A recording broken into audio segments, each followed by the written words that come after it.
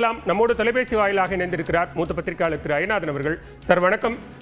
இன்றைக்கு சென்னை உயர்நீதிமன்றம் இந்த கரூர் துயரச் சம்பவம் தொடர்பாக பல்வேறு கேள்விகளை எழுப்பி இருக்கிறது. சட்ட நடவடிக்கைகள் இன்னும் ஏன் தொடரவில்லை அப்படிங்கிற கேள்விகளை எழுப்பியிருந்த நேரத்தில் தான் தற்போது பொதுச் செயலாளர் மற்றும் இணை பொதுச் செயலாளர் இருவரினுடைய முன்ஜாமீன் மனுக்களும் தள்ளுபடி செய்யப்பட்டிருக்கிறது. எப்படி பார்க்கிறீங்க இந்த சூழல்? ஆமா, மிக சரியான முடிவு. இது எதிர்பார்க்கப்பட்டது. உள்ளபடியே நேர்த்தியா சட்ட ரீதியா இந்த வழக்கை அணுகி இருந்தா இவர்கள் எல்லாம் ஏற்கனவே அந்த சம்பந்தப்படுத்திருக்க வேண்டும். விஜய் உட்பட, ஆதவ் அர்ஜுனா உட்பட இவர்கள் அனைவருமே இந்த வழக்கில் அந்த குற்றம் சாட்டப்பட்டவர்களாக வழக்கில் சேர்க்கப்பட்டு விசாரணைக்கு உட்படுத்தப்பட்டிருக்க வேண்டும். ஆனா அதெல்லாம் பண்ணாம இந்த ரொம்ப ஆபத்தினுடைய விளைவு தான் அவங்க என்ன பண்றாங்க, ஒரு துணிச்சலா போயிட்டு முன்ஜாமீன் வாங்க போனாங்க.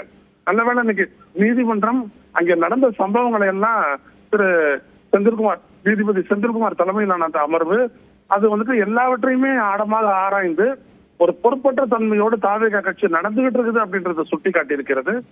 எதற்காக அந்த பேருந்து கான்பிஸ்கேட் பண்ணப்படவில்லை அப்படின்றதையும், புதுசா வழக்க தொடருங்க அப்படின்னு சொல்லி இருக்கக்கூடிய நிலையில இன்னொரு பெஞ்ச் கட்டாயம் இவங்களுக்கு முன்ஜாமீன் வழங்குறதுக்கு முடியாது. ஏன்னா சிபிஐ விசாரணை மறுத்திருக்கிறாங்க. அஸ்வகாருக்கு தலைமையில ஒரு புதிய சிறப்பு புலனாய்வு குழு அமைக்கப்பட்டிருக்கிறது.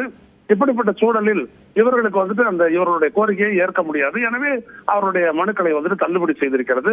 சரியான வரவேற்கத்தக்க முடிவு. சரியான பாதையில் காவல்துறையை இயக்கிவிட்டிருக்கிறது நீதிமன்றம் என்றுதான் சொல்ல வேண்டும்.